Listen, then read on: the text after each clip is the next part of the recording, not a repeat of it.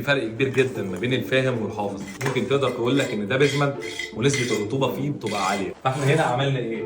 تاخد بالك ان كل الحوائط القديمه دي واخده طبقه الياسه كامله، وبعد كده واخده عليها عازل سيكا 107 عازل اسمنتي. هو مبدئيا الفاهم ما بيعملش اللي انت عملته، عشان فكره الميه اصلا اللي انت بتتكلم فيها هي الميه مالهاش كبير. فلما تروح لحته النفاذيه فيها اصلا عاليه وعايز انت تروح تعالجها بمحاره وماده سيكاسيل 107، الماده هتعزل الميه. انا مش معترض معاك ان الماده دي هتعزل الميه، مش هتدخل ميه، بس هي مش هتدخل ميه لو انت عندك الحيطه خرسانه. انما انت لما بتتكلم في حيطه مباني اوعى تقول لي تعالى نمحر، لان اصلا المحاره النفاذيه بتاعتها عاليه. اذا كانت الخرسانه بتعدي ميه، المحاره مش هتعدي ميه. ما تقعدش بقى تقول لي اصل احنا حطينا فيها ادوبون، حطينا فيها الكلام ده كله. اركن الكلام ده كله على جنب، عشان الكلام ده مالوش لازمه. وكل اللي انت عملته ان انت عملت اي فيشتك كده قدام الزبون، وقمت جاي عامل له حيطه قدام الحيطه عشان تخليش حاجه تبان. ما هو مفيش حاجه هتبان عنده. خلاص انت الطوب الجديد اللي انت عملته ده هيداري على الطوب القديم اللي اصلا بيملح وبيطلع منه الرطوبه، وهتمحر وتعمله الديكورات بتاعه، وهيعيش الدنيا جوه، الدنيا وردي والدنيا جميله. بس هل انت كده عالجت؟ انت ما عالجت، انت كده ليست وتلصقت وخبطت الدنيا وطلعت تقول ايه تعالى نشوف الفرق بين الحافظ والفاهم.